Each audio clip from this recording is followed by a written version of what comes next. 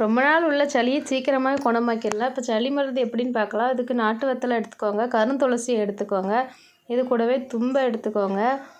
இதில் கொஞ்சமாக குப்பைமேனி இலை போட்டுக்கோங்க.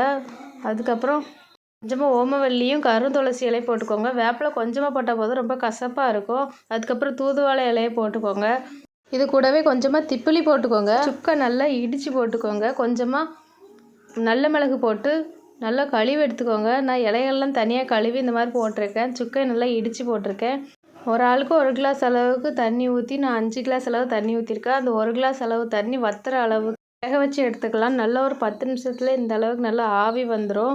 கூட ஒரு 10 நிமிஷம் நல்லா வேக வச்சுக்கோங்க. இதே மாதிரி சளி மருந்து ரெடி ஆயிடும். இது மாதிரி வாரத்தில் ஒரு முறை செஞ்சு குடிங்க. உடம்புல இருக்க சளி எல்லாமே சரியாக போயிடும்.